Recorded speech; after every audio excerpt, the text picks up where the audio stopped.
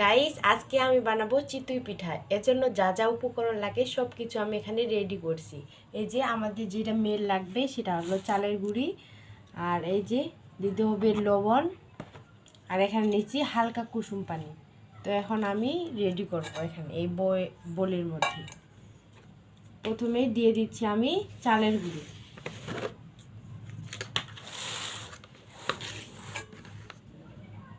এই যে এখন আমরা বেটারের মধ্যে দিয়ে দিব স্বাদ মতো লবণ, তারপর দিব হালকা কুসুম পানি। এরপর একটা চামচের সাহায্যে বেটারটা ভালো করে নাড়তে হবে। আমার মা ঠাকুমা বলতো বেটারটা নাকি ভালো করে মিক্সড করলে আমাদের চিতই পিঠাগুলো অনেক ভালো হবে।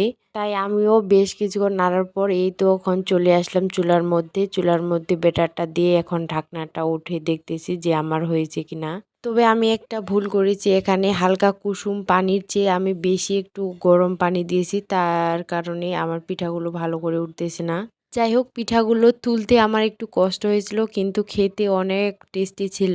পিঠাগুলো বানিয়ে নেওয়ার পর এই তো আমি এখন আমার বরমশাইকে থালার মধ্যে গুড় আর চিতই পিঠা খেতে দিচ্ছি। তো আজকে আমার ভিডিওটা এই পর্যন্তই, বাই।